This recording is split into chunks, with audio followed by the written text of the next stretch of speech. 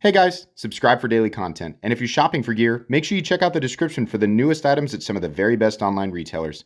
There's also links for some of the items that I personally recommend. Thanks! What's going on YouTube? Metal Complex here, and today I've got a very interesting knife review / knife overview to share with you guys. This is the Avian Atlas, a knife that requires no tools for disassembly. You can literally take it apart and put it back together with your hands, which is neat. That's not a new concept, but the way that this one does it is pretty interesting. So, who is Avian Knives? So, there's two founders. One of them is Tacticow on Instagram, and he is in Thailand. I said Taiwan in the unboxing. I was wrong about that. I'm sorry about that. The other founder is Seth Taylor, who's here in the United States. So, the parts for this are cut in Thailand, and I gotta be honest with you guys, I have no idea what it costs to manufacture things in Thailand. I have absolutely no idea. But then they are sent over to Seth Taylor in the United States for final finish work, assembly, fitment, etc. So there's a lot that goes into that because there's a lot of intricate little parts. Now, the number of parts and the nature of this, kind of, it steps into the realm of unnecessary, but let's remember where we are. If you don't know, you're watching a channel that the foundation of this channel is the knife enthusiast world, right? I am a knife enthusiast. So the realm of unnecessary is a realm that I often reside in, right?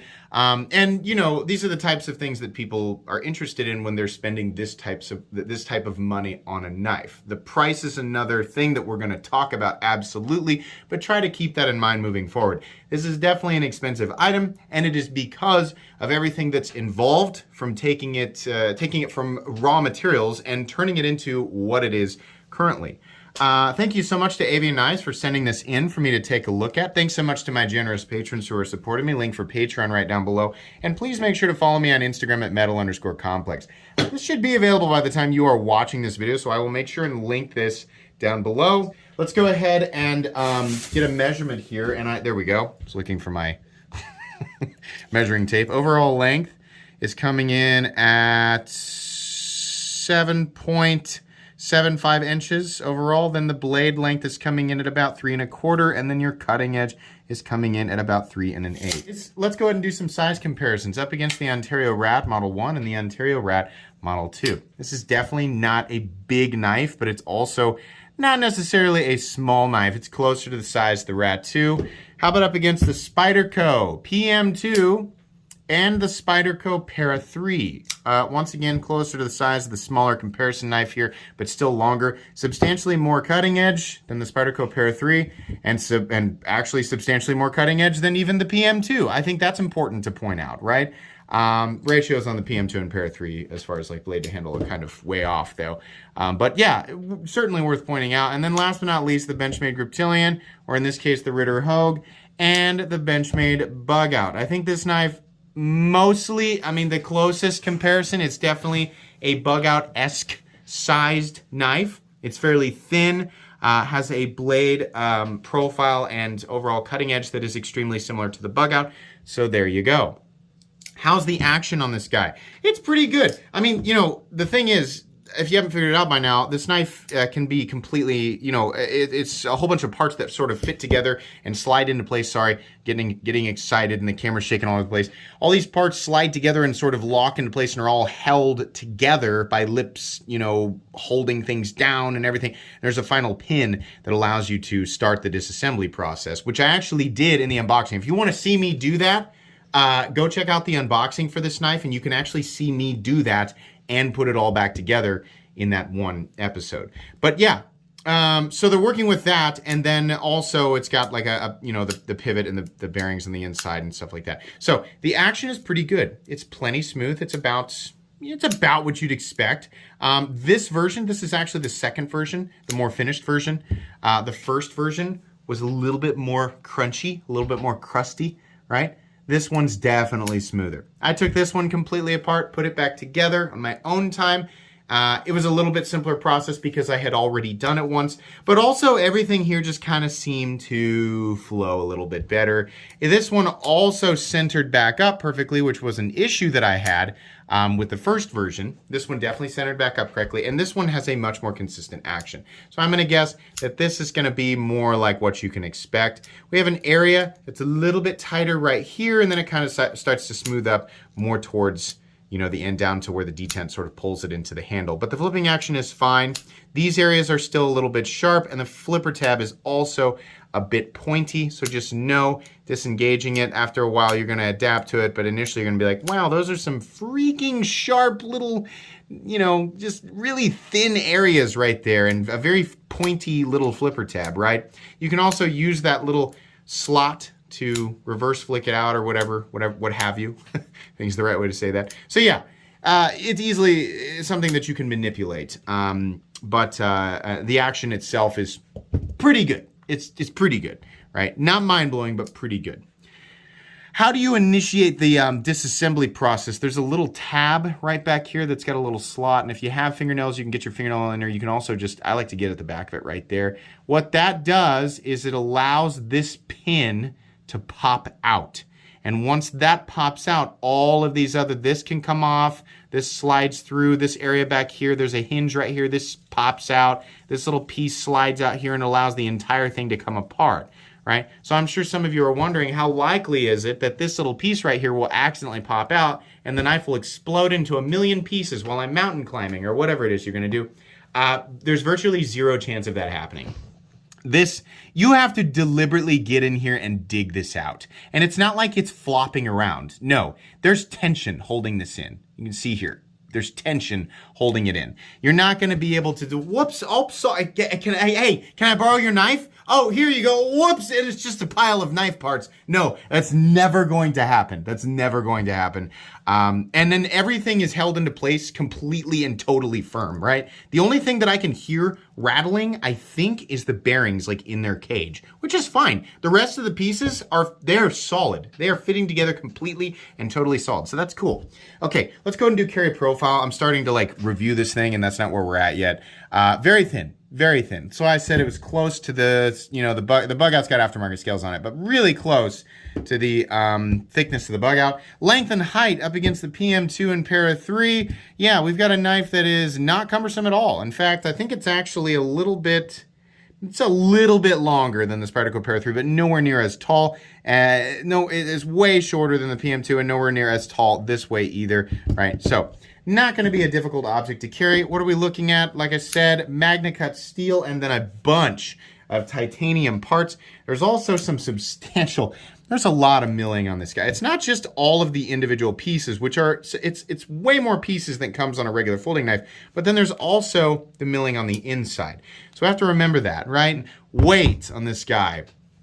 Coming in at, wow, 2.5 ounces. Incredibly lightweight for the amount of cutting edge you get, right? Remember, we have more cutting edge than on the PM2, which is a way bigger knife, right? So yeah, that's pretty good. The ratios are pretty impressive. No need to do a hardware check because you don't take this apart with tools. You take it apart with your hands, right? Blade stock thickness, let's go ahead and measure that here real quick. Will it stand up? It will. Okay, good. Blade stock thickness on the Atlas coming in at, watch out there, 120. It says 126. I'm going to guess it's 125 thousandths. A little bit of a flat. And then as far as I can tell, that is very much hollow ground and very thin at the edge. Okay, let's go ahead and jump into the meat and potatoes here. It's pretty good looking. Obviously, we've got an aviation theme going on here. I don't think it takes anybody hyper intelligent to figure that out. And they did a good job with it. Something that's very, regardless of whatever you think, you can think whatever you want about how this thing looks. But when I look at a design, the one thing that really makes me mad is when there's something out of place, right? Is when it's like they designed the whole thing and they were like, oh crap, we forgot to put a backspacer on it. Just slap that on there. Or, hey, we got this really cool design and we're going to put a wire clip on there because it's so utilitarian. That drives me nuts. Don't ruin nice looking knives with a wire clip unless it was designed the aesthetic of the thing was designed around the, with the clip in mind. This knife, there's nothing that looks out of place. Aesthetically, everything looks like it is supposed to be there, which is good. That's what you want. Every last line of the knife, it's like you understand why that's there, right? It's not like space garbage from Kershaw where they just slap panels with vents on everything for no reason, right? No, this was carefully designed aesthetically, and I really appreciate that. This area back here looking particularly nice. I really like that. Let's talk about that disassembly process real quick. So, like I said, it is not the first. I know that people are going to aggressively, the very first time, as soon as they heard me making a big deal about it being a knife that can be taken apart without tools, the first thing they want to do is inform everybody as if we don't know that these exist, right? The CRKT Homefront and the CRKT Bonafide. Yeah, we all have Google too, and it turns out Columbia River Knife and Tool is a pretty popular company, right? So literally nobody was like, oh wow, this is the first time any company's ever done that, right? And then we're even more impressed when they were introduced to the CRKT Bonafide and Homefront by somebody in the comments section. You wasted your time doing that. Literally everybody knows about that. So I know I sound like a jerk predicting that, but seriously, look down there. That's what's gonna be down there, right? This has more steps, way more steps than the CRKT Homefront or Bonafide or any other self-disassembling knife out there. Those are definitely a bit more utilitarian and convenient. And props to them for that, because it is, that does make sense. If there's gonna be, disassembly, you can take it apart in the field. It's nicer that the parts are larger and that there are fewer of them so that you don't lose them, right? This has more parts. It's a little bit more, I'm not gonna call it a jigsaw puzzle, but it's definitely got more parts. It's still very impressive that we've got all of these little intricately machined parts and they actually fit together super well. And the thing that impressed me, honestly, especially on this guy, was, wow, they actually come out of there fairly easily. This guy's a little stabby fella. You got to be real careful with this guy. This thing that looks like a needle, it's basically a needle. So be careful with that thing flying out of there. You are not going to want to disassemble this thing on the edge of your truck bed in the middle of a field. That is a terrible idea. You will lose a part. You're going to want to do this inside of a deep Tupperware container, wherever it is that you are, because there are a lot of parts, right? We have a bead blasted blade that looks good. The machine work on it, right? Everything looks great as far as just the cutting of it. The cutting of the blade, the grinding, everything like that looks good. There's no wonkiness in the final cutting bevel. There's no uneven lines or anything like that. This is nicely cut out in here. It's definitely a utilitarian blade, right? It's not, it's not a super simple blade, but it's also definitely not a complicated blade. It's gonna cut, it's gonna slice, it's gonna do it efficiently, and you have a little flat area right here. It's not perfectly flat. There's a little bit carved out here to where you can choke up a bit. And yeah, it feels good. Honestly, that's the part that feels the most natural and comfortable, is choking up right here on this almost a choil, right? Right behind that sharpening choil there. That's where it feels the most comfortable. Choked back, it feels a little bit awkward. You're kind of pressed up against this pokey flipper tab right here. It's a little bit, the whole thing becomes substantially more rectangular, not rectangular, angular and sharp in this position. In this position, much more comfortable, and you can get a full 4-finger grip. Absolutely. And you're not dealing with that flipper tab as much. We already talked about disengagement of that lock bar there. A little bit sharp, a little bit pointy. I know it looks off-centered here, guys, and you have to remember that the latch for disassembly is right here, so it's throwing that off. But the blade itself is actually centered on the pin there, so it's kind of hard to erase the... You can't, right? It's looking like it's off because there's a chunk of titanium sticking out right there, but the blade is actually centered for those of you who can kind of see that. There is, I don't believe, any steel lock bar insert. No, which is interesting, but you don't need it. There is the over travel stop, I think, is actually this piece right here. Because you can hear it. It's running into something, right? So yeah, that looks to be lipped, and it's covered. That's fine. That's really all. The insert itself, the interaction between the titanium and the steel tang is not nearly as important to me as the lock bar not being allowed to, over travel. So that's good. The stop pin, I believe, is internal. Yeah, and it's fixed in place. It's down here. I don't know if we're actually going to be able to get a clean shot. There, you can see it right there, the light reflecting off that pin. It's writing on a channel in the blade. That's fine. That's a nice way to do that. Lock solidity is great. No blade play up, down, left, or right. No lock stick. No pivot lash. And like I said, it's the smoothness is consistent. It's just a little, for some reason, it's a little bit tighter in here than it is towards the end. The detent at the end is kind of in between a snap and a mush. There's not necessarily detent play. There's just a little bit of movement or pull or something like that, but I think it's acceptable. So overall, this is a cool knife. Prepare yourselves, though, because this is the part that got me, and it's definitely going to be the part that gets most people. The price of this knife is very high. Now, admittedly, there are some elements here that are no doubt contributing to that high price tag, and some of them are a bit mysterious to me.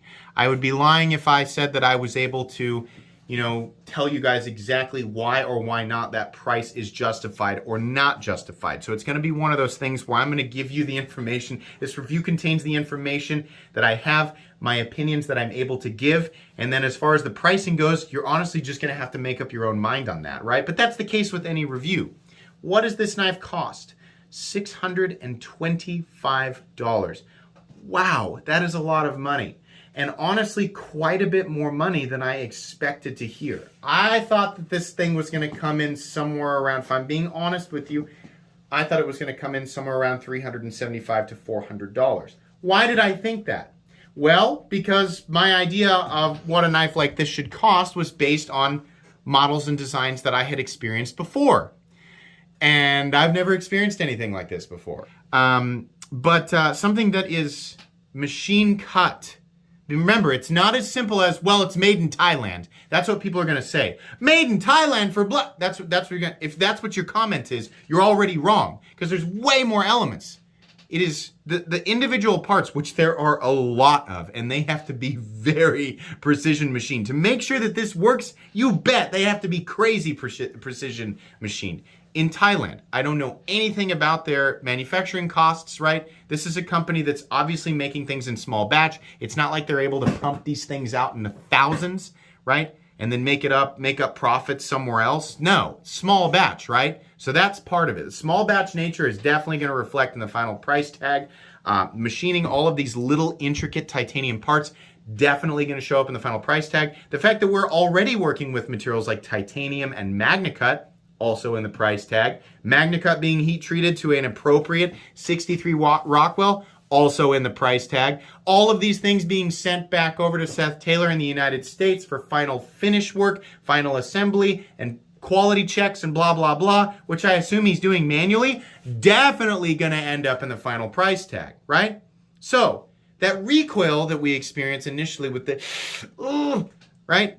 It's not the same thing as James Brand overcharging for a fancy, integral with a curly mustache and a top hat. It's not the same thing, right? That's just James Brand being James Brand. I'm not so sure how I feel about the end price tag, but considering everything that's going into this, the information that I got from the founders, it's like, well, okay, man, there's a lot of work in there, right? So I don't know. It obviously costs a lot to do. I don't get the impression that Avian's trying to rip anybody's face off. I honestly get the impression that they're really trying to build a knife for the enthusiast knife person, right? That your knife enthusiast who enjoys something from this territory and something that's different, right? It is a knife that can be disassembled without tools. That, in a sense, is not different, but how they did it is different. But it's unnecessary. It doesn't matter. We exist in a territory where all of this is unnecessary, right? If you've watched my channel for even 10 seconds, you're in the realm of unnecessary, willingly in the realm of unnecessary, right? So this isn't, in that sense, that's not new. And there's obviously a market for this stuff, right? People enjoy it. I think this is cool. The design is very good looking and everything fits together. It's also got a blade that's super utilitarian, and if you're choked up, is really ergonomic. It's not going to take up a lot of room, balanced really well, 2.5 ounces. There's a lot of good here, right? This is built for the knife enthusiast. Yeah, you can go to the store and get a pocket knife for 30 bucks that'll serve you well, right? You clicked on this video. It means you probably know who I am and the type of stuff that I talk about. So you're here willingly, right? But as far as whether or not I can recommend this, no. And it's the same thing that I say about a lot of knives that are just really, really cool and really, really expensive, right? They can be really cool and appeal to people for a million different reasons, but as far as like the vast majority of people looking for a good utilitarian tool, yeah, you know, now I'm going to agree with the other side of the fence. Nobody needs this. Nobody, right? But that's not who it's being sold to. It's not being sold to people who need it. It's being sold to people who want it. It's being marketed to people who want it, and they know that, right? They know that their audience knows that. So it's cool in that sense. I think people who enjoy stuff like this are going to really enjoy this thing. And for everybody else, you've got a lot of other choices out there that are substantially less expensive, right? So that's how I feel. As far as the price goes, it's a total mystery to me. And I generally don't end videos like this saying I have no idea if it's actually worth that or if that's, but I truly don't, right? We're working with a different type of beast here, and I just don't know, right? It's really cool though, and I appreciate what Avian Knives did. And I appreciate that they sent me one to check out. These are going back, by the way. I don't get to keep these. These are going back to Avian Knives. It's not like, I want to make sure that you guys understand, I don't get a kickback or anything if you guys buy one of these. They sent them to me and said, if you want to check them out, you can, and then send them back, and that's all that's happening here. Hope to see more designs that are, you know, you can take. I think I've been saying self-disassembled. They don't disassemble themselves. They still need a person, right? The days, if we get to the point where pocket knives are like AI pocket knives that take themselves apart, well, that's great. I mean, can you do the cutting tasks too, right? That's what'll kill this world, is when knives can use themselves. But anyways, this was fun. Interesting knife to do a video on for sure. And this is the stuff that I enjoy the most making content out of, because there's so much to talk about, right? Please make sure to follow me on Instagram at metal_complex. If you enjoyed this video, leave a like. If you'd like to check out my other content, I do, of course, have lots of videos of knives that are either expensive or inexpensive that I do or don't like, so check those out. And if you enjoy all my content, go ahead and click on that Metal Complex logo right there and subscribe, because there's definitely more coming. Thanks again for watching, everybody, and have a great day.